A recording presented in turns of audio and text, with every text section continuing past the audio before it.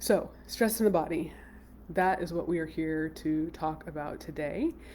Um, my intent is not for this to be like complete, science and anatomy, physiology, um, responses in the body, stuff like that, but really just kind of a general what happens, how are we dealing with it, why is this important, why now, um, kind of the start of a conversation. And there's some other things that I want to talk about that I might not get to today, but um, I wanted this to just kind of be a start so we can kind of understand what our bodies are going through when we, say we're under a lot of stress or we're dealing with a stressful situation or, the word stress comes up. Um, yeah, so really just the start of a conversation, prompting some questions because that's what I like to do, and offering some suggestions and kind of some food for thought for the topic of stress and what our bodies do when a stressful situation happens, and even what that means. Maybe prompting some um, different thoughts about what that even means. So, um, where do we start? We're starting with stress is wreaking havoc on our bodies. I think we all know that. Um, it's been, I'd say, a long, maybe year and a half, if anyone catches my drift. And we've been under a lot of stress. I mean, we were under stress before that, right? Families and jobs and, health situations and relationships and all the things that happen in our day to day. But, on top of the things that have been going on around the world, um, we're under a little bit more stress. Oh, yeah, and give me a shout and say hello. Hey, Shuri, I hope you're doing well. I'm glad to see you here. Um, yeah, we've been under a lot of stress. And I think now is the time, particularly because we've been going through more stress than normal in the last year and a half. But compounded on top of that is the holiday season. We just had Thanksgiving. We have lots of travel. We've got friends and family going back and forth. We're shopping in the malls or maybe online. So we have a little bit more stress that we're dealing with. And we want to make sure that we're able to prime our bodies to maybe not respond to that stress in such a, I don't want to say negative, but maybe not have as strong of a response to these differences in the situations that we're dealing with. I'm checking my language for a reason here. So we're in the middle of the holiday season, and we've been under stress for a prolonged period of time. Our bodies are responding to it. What do we do? Well, there's a lot of factors that actually go into what our bodies are doing.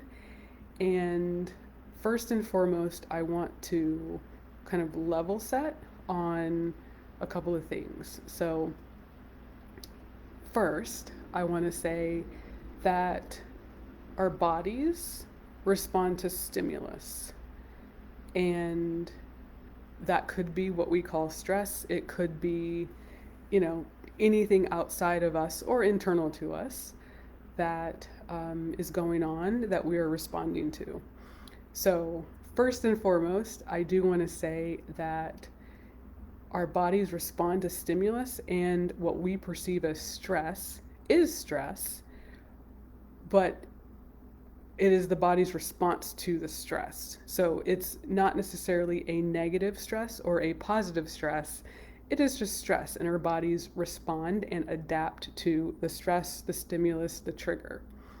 So, kind of removing the negative, kind of a negative or positive connotation to, you know, this is stressful, so therefore it is bad, is, maybe we might want to even think about reframing or thinking about that, because it's just a stimulus and our body is responding to the stimulus. So that's our kind of first prompter.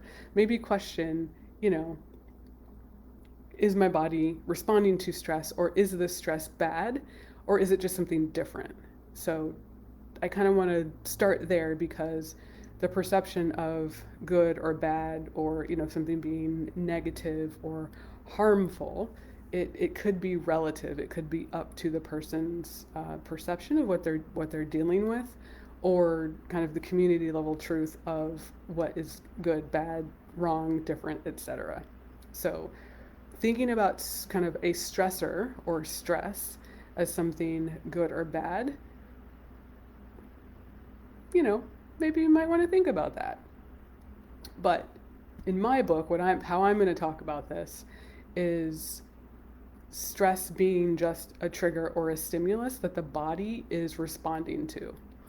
Now, we are going to talk about different types of stressors. So I kind of do think like internal, external.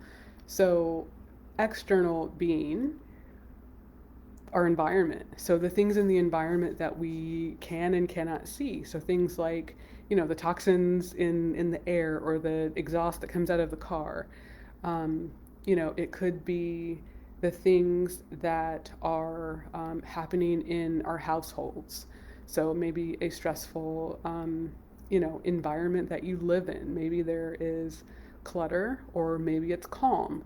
Maybe there's lots of decorations and the colors, and there's feng shui and things like that. And maybe not. Maybe it's, minimalist, and there's no color, there's no decorations, and, it doesn't feel warm and inviting.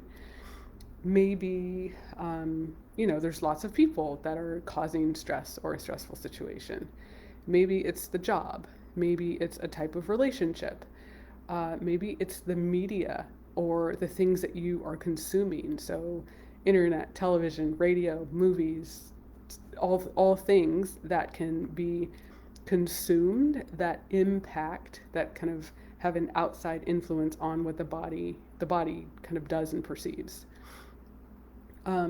Also, so another thing, I'm also operating off of the premise that kind of our external environment does influence our internal environment. So kind of the external having an influence, and kind of interweaved in there somewhere is kind of the concept that everything is energy, energy surrounds us. So being able to think about kind of, if energy is everywhere, if energy is around us constantly, the influence of those external energies on our kind of physical body, and then what that does to our internal energetic field, if you will. It's not the right word, but that's just what I'm going to say right now. What that does to our kind of internal ecosystem. There you go. Thanks, team. Internal ecosystem that then the body has to respond to. So, kind of another school of thought for myself, how I operate. External does influence the internal for me, and everything is energy. Like, we're surrounded by energy, and that kind of just for me hits home the premise that external can and does influence, if not inform, the internal.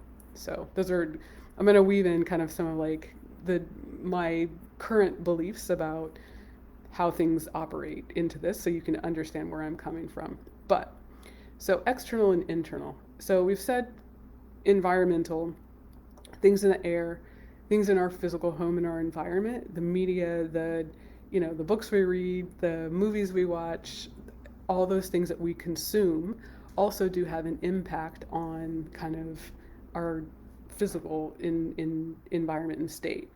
That also influences the thoughts we think. It influences the kind of our mental landscape, if you will. So our thoughts, our beliefs, our perceptions about life, the people we keep around us, so our relationships, our friends, all of those things inform kind of that mental and emotional. So emotions can influence our stress, our bodies, our environment. I think we all know that, know and maybe have even felt if someone is, feeling emotional or emoting more than you are in a given moment, that kind of does let off a certain vibe, right? If someone is angry or if someone is sad, it might change the tone of conversation. It might change the whole tone or vibe of a room. Like, it has an impact. So emotional, emotional energy and mental kind of thoughts, um, and the ability to kind of convey those do impact and can serve as a stressor or influence one's stress levels. And then physical stress. So, physical stress, it could be perceived positive, perceived negative, but if you're, in a stressful situation or environment where you have to run for safety for your life, obviously that could cause physical stress. If you are physically trapped in a situation, that could cause physical stress. Also, a positive kind of physical stress would be if you're lifting weights and your muscles are physically stressed. That isn't life threatening, it's just a stress that your body is undergoing. And actually, when you lift weights, you're kind of tearing the muscle tissue to get it to adapt and then grow so it's stronger. So the muscles actually do have to get stressed and then recover so we can be stronger. So, not positive or negative, just stress. What I also haven't said is kind of oxidative stress. This is something I do think of more kind of environmentally, um, but these are kind of the things that um, when I think of like oxidative stress, I automatically think about free radicals. So these are the toxins in the air, the toxins in our water, the toxins in anything we consume. So kind of the things that we consume and feed our bodies with. So our food, our water, things like that. Air. So food, water, and air. That's kind of how I think about it. Because I think oxidative stress and I think free radicals, and I automatically go to antioxidants, which we'll talk about later. So kind of that oxidative stress, and then what our body has to do to either try and process that, which we don't actually want, or recognize it and then get rid of it. So kind of a lot, but there's, again, different types of stress. So I said environmental, mental, emotional, physical, oxidative. And if you see me looking off to the side, it's because I wrote down some notes because I wanted to make sure I covered certain things. So what happens in the body when we have the stress response? So there's physiological things that happen, like our body responds in a certain way when we are perceived to have a stressful situation and be in danger. So when we think of kind of being in stress or having a stress response, we all know about kind of that fight or flight, right? I'm either fighting for my life or I'm fleeing for my life. Like, those are the only two options. And this is because it's a perceived threat. Like, it's literally life or death. Our body says, "Oh, it's go time." And then we just go. So we adjust the hormones to prepare us for action. So I was actually listening to a snippet of a video, and I'm actually going to see if I can figure out how to post the video in here, because this was one of the most just clean and simple but like easiest way to understand ways that I've heard someone describe kind of the fight or flight response, and actually what happens to the body in the fight or flight response, and why our bodies aren't able to deal with it as, I don't want to say as properly, as well or as efficiently as we could be right now. So I'm going to try and summarize, but then I'll also try and find the video so I can post it in here to be able to allow you guys the opportunity to hear it firsthand as well. And there's lots of research on, descriptions and research on kind of fight or flight and what happens in the body. So you can also do your own research too.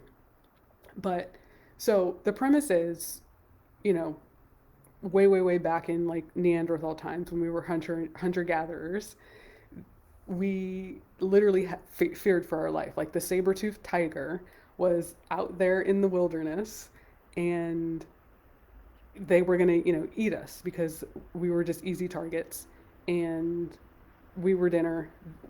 We were their dinner, but we were also looking for our own dinner. So you're out, you're minding your business, and there's a tiger, there's a bear, there's some large animal who's looking for dinner just like you are, and they're on the hunt. So they see you, you see them, and you say, "Oh crap." Your body also goes, "Oh crap, it's go time." Hormones kick into overdrive, and what happens? We fight or flight, right? It's either sit here and hope the best happens, or we run.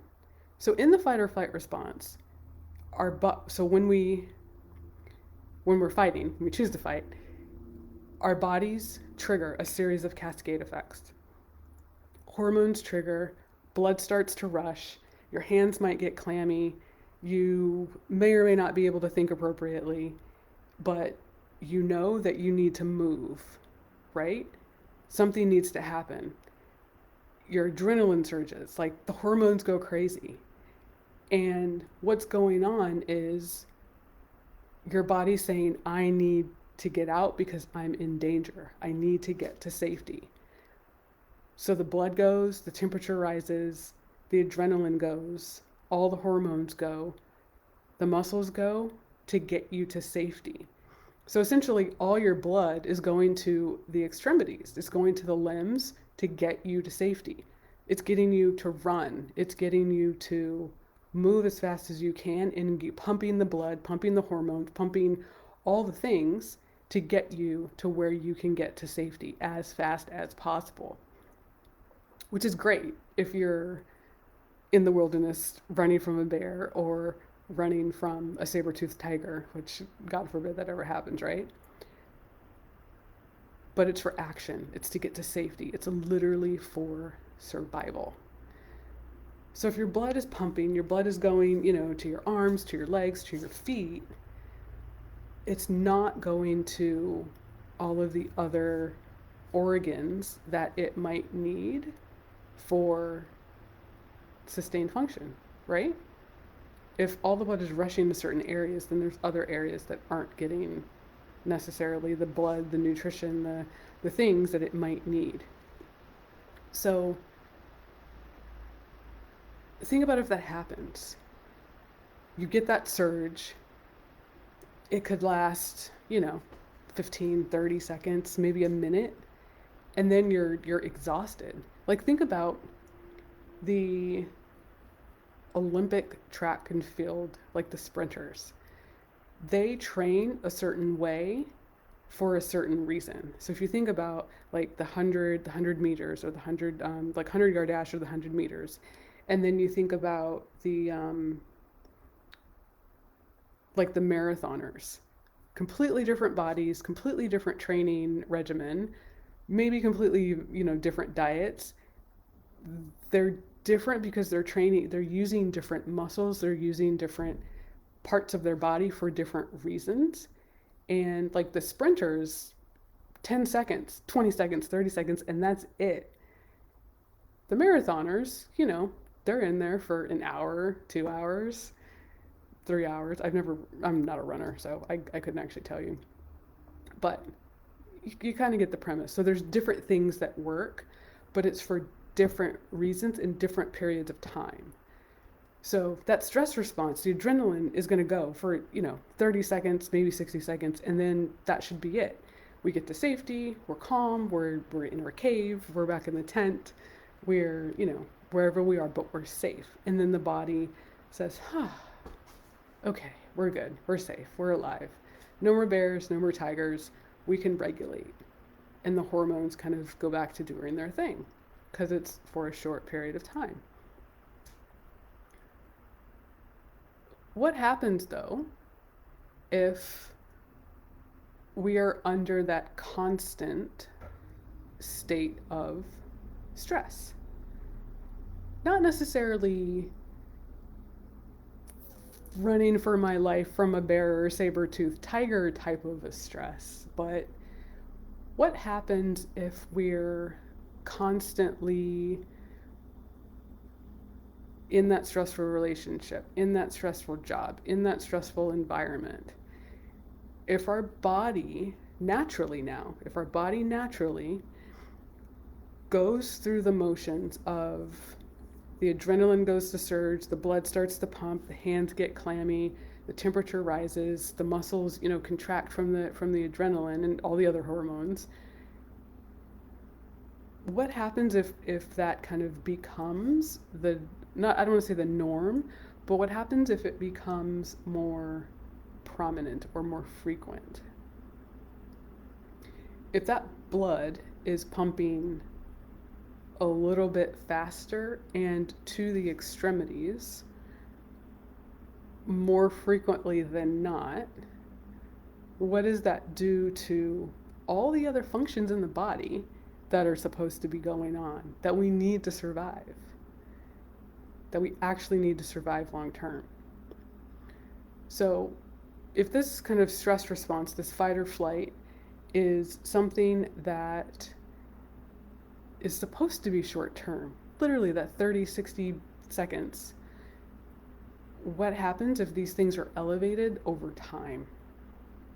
And that's kind of where this gets good. So, right, you'd be in fatigue all the time. Thank you for saying that. You would be in fatigue all the time. So we get the hormone spikes or valleys, like the peaks and the valleys of the hormones. You get all sorts of, again, so that cascade effect that happens when that fight or flight initiates, all of that stuff becomes basically out of whack. Like it all goes out of whack in one form or another. Like it's good to know that our bodies have this innately programmed. Like it just naturally does that. I mean, so that's pretty cool. Our bodies know, oh crap, this is danger. Danger. I need to do something. And it goes. So it's pretty cool to know that happens and it's just innately programmed. But our bodies and our minds can register stress, whether it's the bear, whether it's a stressful meeting, whether it's a fight with a spouse or significant other, whether you're sitting in traffic, whether it's self-imposed or not, whether it's real or not. Our bodies and our minds don't necessarily know the difference. So I know last week I was talking about kind of the subconscious and the beliefs and the programming that we have that kind of sometimes we can control it, sometimes we can't. That's kind of where that subconscious comes in, because fight or flight, your body's like, oh crap, danger, fight or flight. That's like subconscious programming at its finest. So our bodies and our minds don't necessarily know the difference between the fight or flight for the running from the bear and the saber-toothed tiger versus the fight or flight because I'm just sitting in traffic, or I just had a stressful meeting, or I just had a fight, or, I'm in pain, something like that. So if it's making a hard decision, whether it is, a loud noise happens outside and you don't know what happened, if you're worrying about, paying bills, or you're worrying about that decision, or you're worrying about, anything really, that causes stress. But your body still goes through the same response. It might not be to the same degree, but you're still activating those cascade effects that happen with the bear. So, how does this affect our day-to-day? Well, no, I actually don't want to go there yet. I want to talk a little bit more about the systems that are involved to then transition into how this affects our day to day, because I don't think a lot of people understand how magnificent our bodies are. I love our bodies. Our bodies are amazing. I say it's like the machine of machines. It's like the ultimate machine. Our bodies are absolutely amazing. They have they just perform miracles all day every day without us even having to ask. Our bodies want to support us. Our bodies are inherently built to support us, to sustain us, and have things built in as, backups and backups to protect us and keep us alive.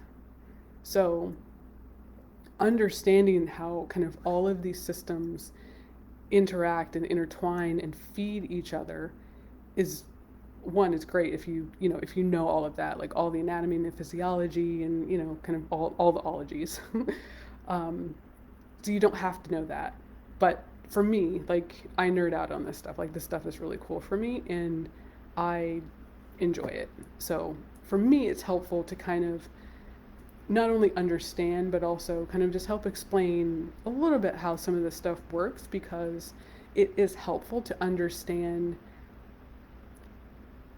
at the most basic form, things interact way more than you think they do, way more than you would ever expect, and the implications of those interactions can be so much greater when you start to put the pieces together, but if you don't actually do anything about it.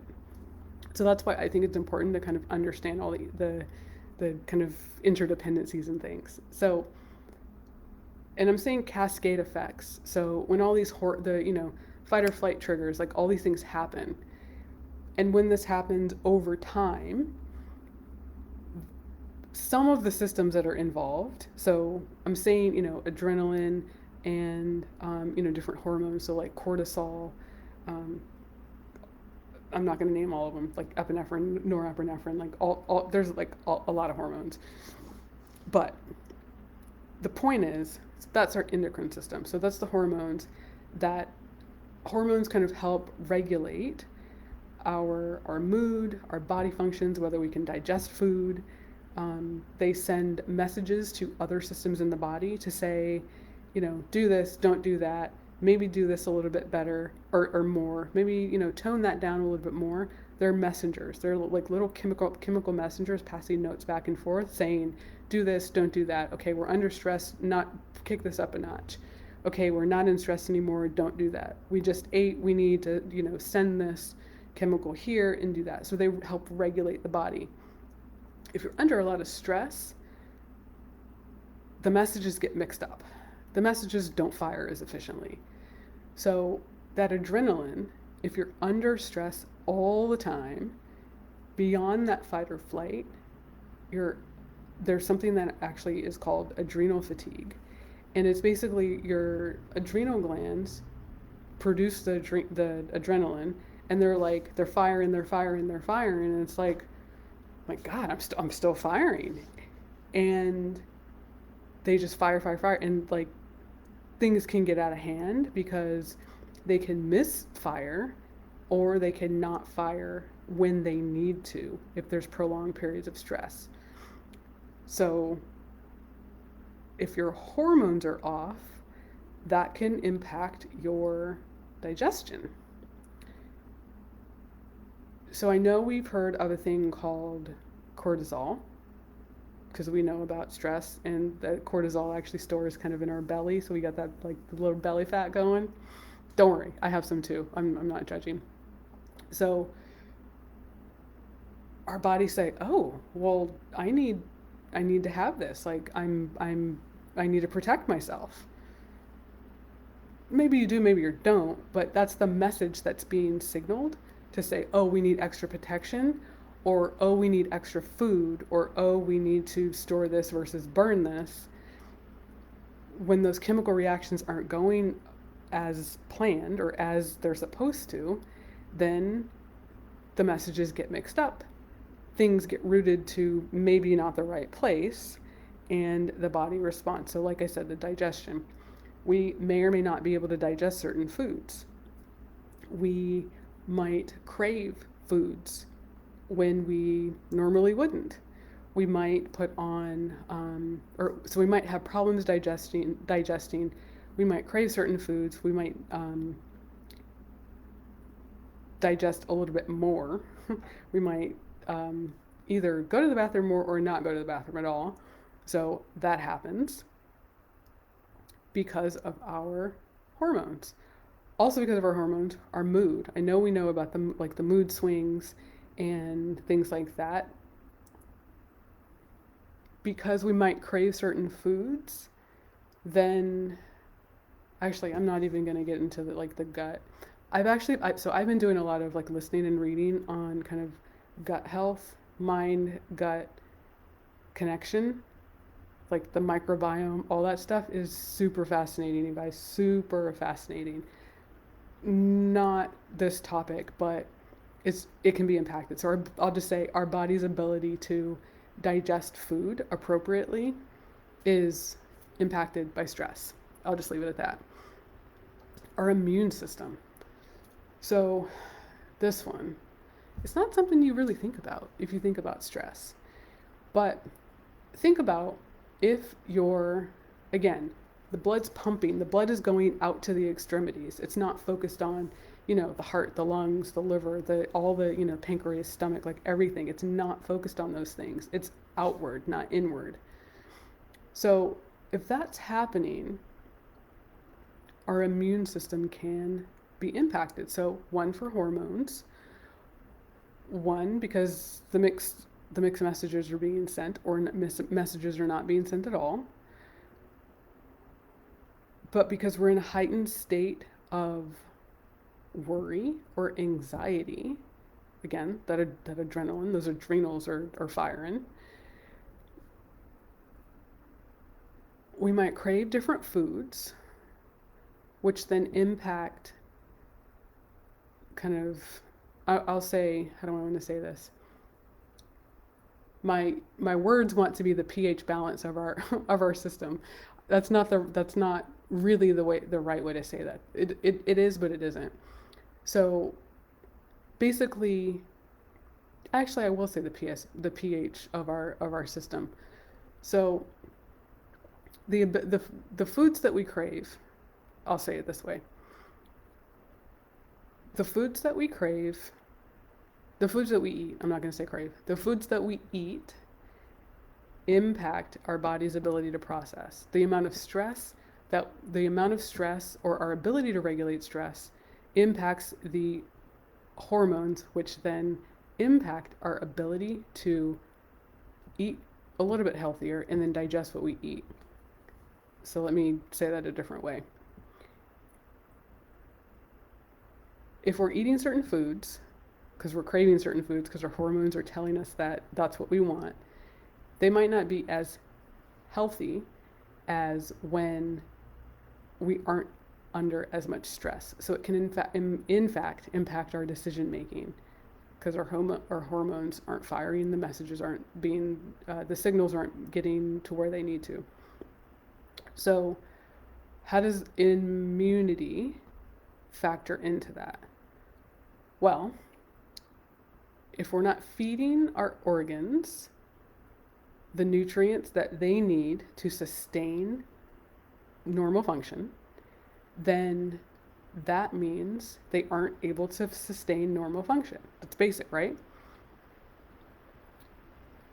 If our diets aren't in the right place, and the hormones aren't in the right place, and the stress and the worry and the anxiety are high and not at a normal or lower level, that compounds itself against the immune system. So it basically gangs up on the immune system, and the immune system isn't able to function in the way that it needs to, because it's like going uphill both ways.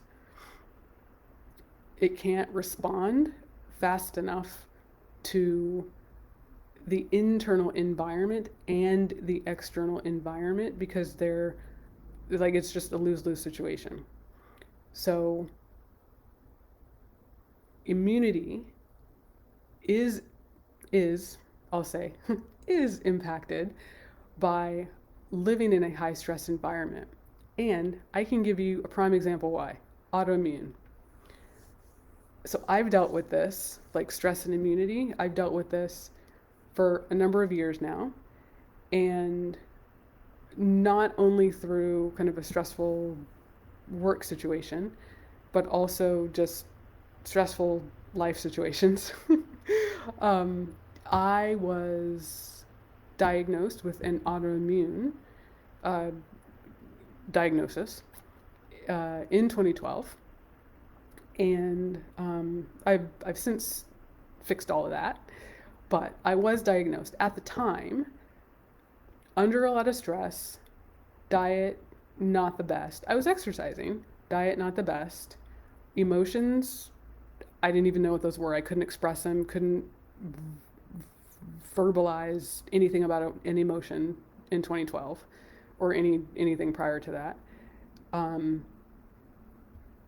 I was afraid of everything, like afraid of living, afraid of speaking, afraid of emoting, afraid, like I played inside the lines, I towed the line, I was quiet, I didn't ruffle any feathers, constantly in a state of fear. Just period. It didn't do anybody any good. So enter autoimmune.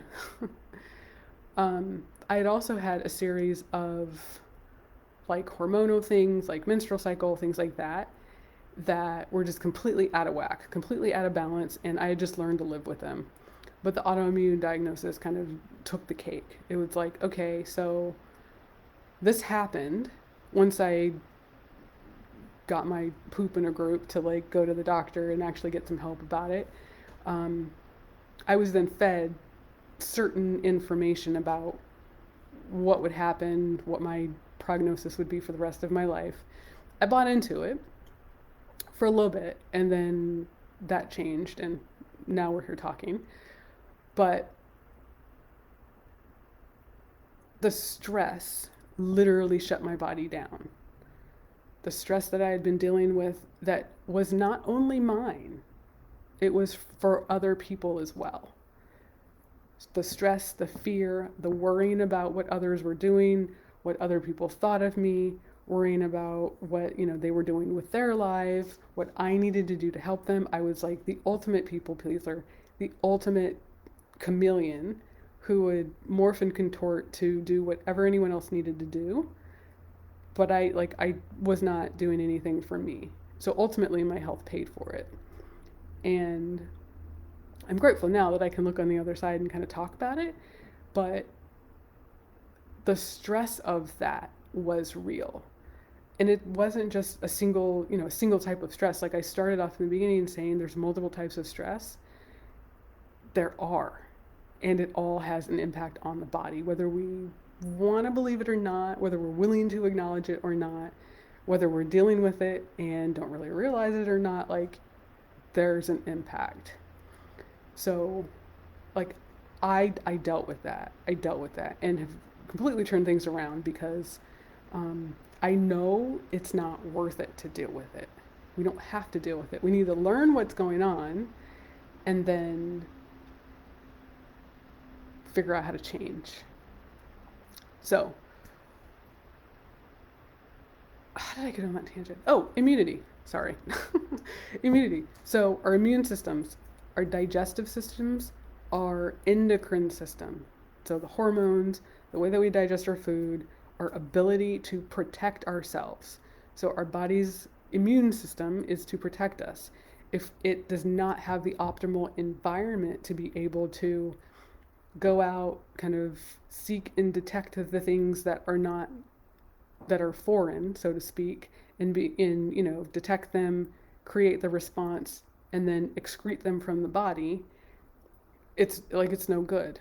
But the fear, the worry, the anxiety, the chemicals, the air that we're breathing sometimes, the chemicals in our diet, like all those, like that oxidative stress that I was talking about, all those things impact our immune system and the digestion, our muscles and our bones. So, actually, I didn't say nervous system. Are you getting the picture? Like, everything's impacted. I've listed like 5 systems so far that are all impacted, and there's more. I actually don't think I'm going to go on. I think you guys get the picture, right? Like, everything is impacted by the high levels of stress, the worry, the anxiety. So,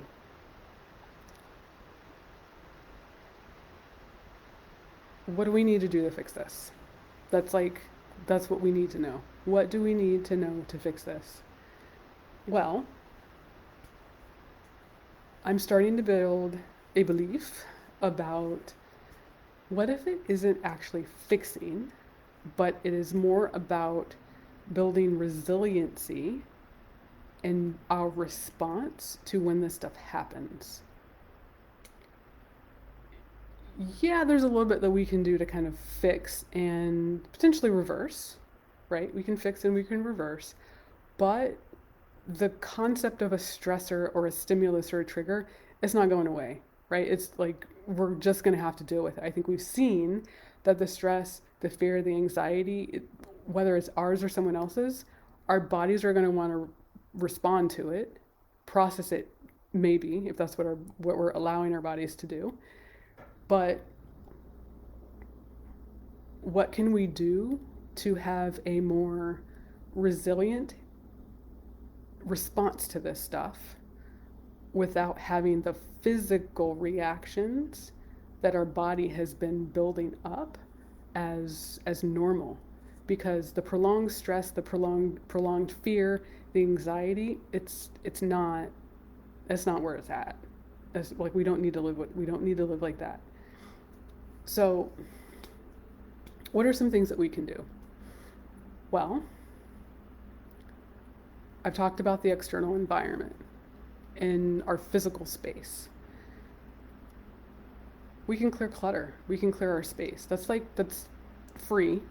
It takes time. But that can help us in being able to relax, be more calm in our physical environment, in our homes, and not have kind of that energetic clutter that we have. So, physical and energetic clutter that we might have in our homes. Having a supportive environment. So, kind of in the beginning, I was talking about, is there clutter? Are there decorations? Is there good, movement and feng shui? Like, how does your space feel? Are you inspired in your environment, or are you just kind of there because you're there? Are you able to create a space that is supportive, where you can rest, where you can sleep at night? Oh, sleep. I actually didn't talk about sleep yet. I know that if you're stressed, if you're worried, if you're fearful of everything, then you're not going to sleep well. So sleep deprivation actually does impact your immune system. It impacts your immunity. If you're not getting enough sleep, we know how we feel. We're more tired. We don't think clearly. That kind of the decision making might not be the best. But that sleep, that's actually where our bodies are kind of doing that repair, so that rest and digest, that parasympathetic system is kind of kicked into high gear at night. So if we're not getting the sleep, if we're constantly worried, if we're not, doing that, then that disrupts us in the day and in the night. So our ability to get that sleep that we need in the supportive environment that we can create within even if you can't get your whole house, just the bedroom, being able to sleep in a nice calm room that's supportive. It can be peaceful, where you feel good at night, even if it's buying a new pair of sheets, something like that, putting some plants, some pictures, anything. But being able to create that kind of that space for yourself where you can get that rest, and then the body can do those kind of rest and digest processes that it needs to do every night, that can help you. Because the sleep deprivation, it can bring on more stress, more fear, more anxiety it can amplify negative events when they happen. And when the positive things happen, we're not able to enjoy them as much because our bodies are exhausted and all those chemical things just aren't firing the way that they need to. So we can't actually enjoy the good. The bad gets worse, the good doesn't feel as good. And who wants that? Like, we don't want to live like that. So clearing the space. I know for me, around this time, I start to like look at my space and I'm just like, do I need that box? Do I need that sweater? Do I need that? Like, looking at things to kind of clear out, get rid of. So now is actually the time to do stuff like that. I know we're out, we're shopping for others and buying presents, but also getting those donations and things too, particularly for those tax write-offs, if that's what you're about. Now's the time to do that. But also in the name of kind of your stress levels and your sanity, like it's good. Diet. So I've talked about diet and kind of the things that we put in our system. I skirted around kind of that pH balance of the ecosystem, the internal ecosystem. But when our systems are more acidic, so eating the fatty foods, eating kind of the processed foods, when we're not eating kind of the whole foods with the nutrients, giving our bodies the ability to kind of get the nutrients, break them down. There's a term called bioavailability, like so having those nutrients actually available for uptake in our systems. When we're under all that stress, we're going for the cheeseburger and not the salad. Like, trust me, I get it. I've been there. We want to feel good, but if we're using food to feel good instead of either getting to the source of why we don't feel good or changing something else and not the food, then maybe a recipe for some unpleasant things happening. So food is an amazing tool for our bodies. Food can be medicine. Food can be great. What I meant by the pH balance is the more acidic things, the more acidic environment in our systems, the acidity kind of breeds for a negative, not so good environment. The alkalinity helps sustain the functions in the body a little bit more. So kind of those leafy greens, the vegetables, the fruit, the lean meats, less processed or no processed foods, those are the things that kind of support moving towards that alkalinity versus the acidity, which support the body's functions. So all the cellular reparation, the rest and digest, like that helps to get those processes going and regulate so we can kind of keep the hormones under bay, all those things, all the messages and the signals going to the right place at the right time. If you're into supplements, so I'm not going to talk about supplements, but we'll talk about food and the way to use food as medicine, food as a tool. Things like B vitamins, D vitamins, B complex, C, zinc, magnesium, like these are all things that are great for immunity, but also great for antioxidants, great for your nervous system, great for your endocrine system, great for muscle development. Like these are just like basic vitamins and minerals that help. You can get these from food. Do your research on, what are the best things for immunity? What are the best things for, to support my nervous system? There's lots of information out there. A lot of it's going to say fruits, vegetables, leafy greens, that, non-processed whole foods. Because, that's really where you're getting things. Even like in organic, if you can get it.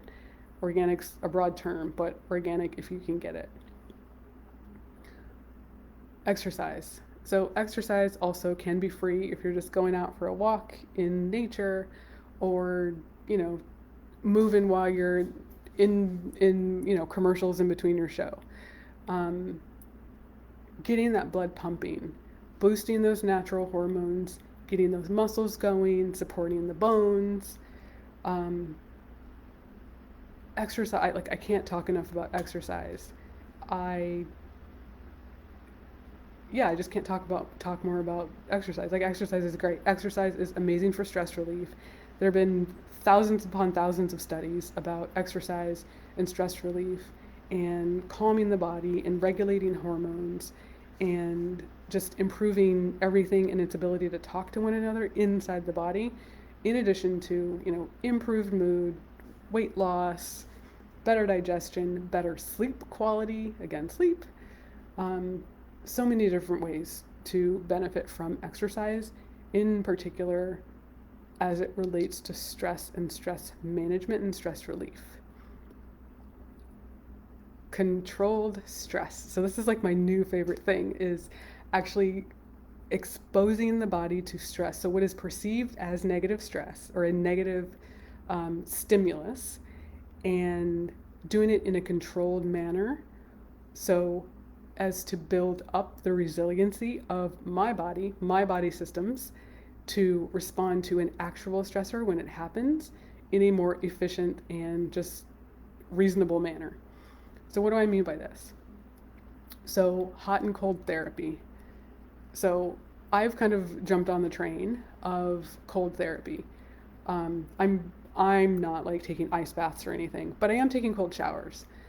And what this does is it basically is a hack. It's a trick for your system. If you're able to expose yourself to what could be perceived as stressful situations, but purposely doing it in a controlled manner, in a controlled environment, then you can essentially trick your body into thinking that isn't a stressful situation. And then over time, your body builds up the resilience to say, oh, we're good. We don't need all that, extra drama with all the adrenaline. We got this. We're cool. So your body can do that. Just like with cold therapy, you can also use hot therapy. I know hot therapy, like people say, take a hot shower before you go to sleep at night. Well, that helps to promote that rest and digest. It gets that parasympathetic nervous system going, says, oh, okay, it's time for rest. We can do this. We can relax. We got this, right? So hot and cold therapy, these are things that I'm all on top of right now. Reprogramming your thinking. So it's not just jumping in the cold shower and squeezing and holding your breath for a minute. It's saying, hey, I got this. I am under control. I am not in a stressful situation. I know what I'm doing. I am in control. I am not being tracked down by a saber-toothed tiger or a bear. The muscles, the bones, the blood, the everything, the hormones, they're going to do what they do. But when you can program your thoughts, your beliefs, your emotions to react in a certain way or not exist at all, not to completely override these natural innate systems, but to say, you know what? This right here is something that is not life-threatening. So I can deal with all these other potentially life-threatening events or scenarios when they actually do happen. So being able to think through the thoughts. Why am I thinking this way? Why am I reacting this way? Oh, okay, well, that isn't even my thought. Where did that come from? Oh, well, I learned that when I was 7 because so-and-so, said or did whatever they said or did. Being able to kind of sift and sort that is just super valuable in kind of dealing with stress, because when things aren't ours, we don't need to deal with them. When we're worrying about things, get out a journal, meditate for a few minutes, go outside and walk, exercise, talk to someone. Being able to understand what you're thinking, why you're thinking, whatever it is extremely helpful, because you realize you might be stressing over something that isn't even relevant. We talked about the lifting weights and the exercise. That's controlled stress. So that is also something, it's in a controlled environment. There's no life-threatening event that's going to happen, but it's controlled. So let's see. Is there anything that I didn't talk about that I wanted to? No, I think that was the gist of it. Basically, wanting to understand what our bodies are going through in this stress response. It doesn't have to be loud and, oh crap, there's a bear, there's a tiger. It can be, I'm fearing for my job. I have to make this decision and I don't know what to do. I need to do something with my children. Oh, there's pollution outside. Um, I have to have this difficult conversation. It's keeping me up at night. Oh, the money isn't flowing like I thought it was. What am I going to do? All of these things, or being, pressured to make a decision when you can't even think clearly to make a decision because you're not sleeping. Like, all of these things impact our body's ability to function optimally like it was supposed to function.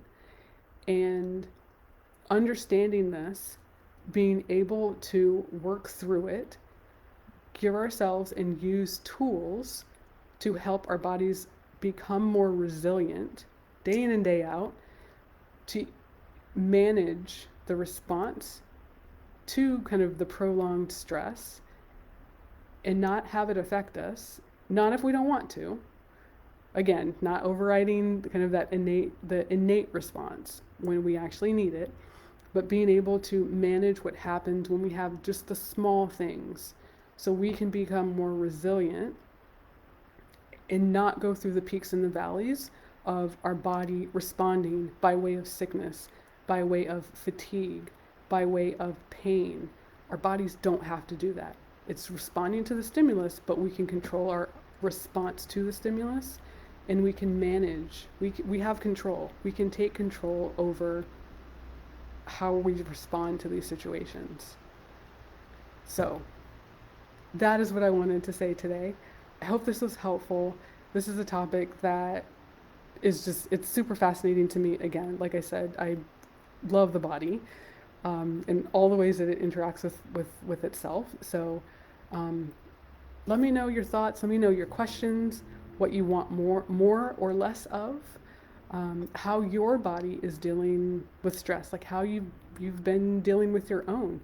If there's something that I haven't talked about as kind of a tip or a trick, let me know your own tips and tricks and how you've been dealing with your own stress and your stress management journey.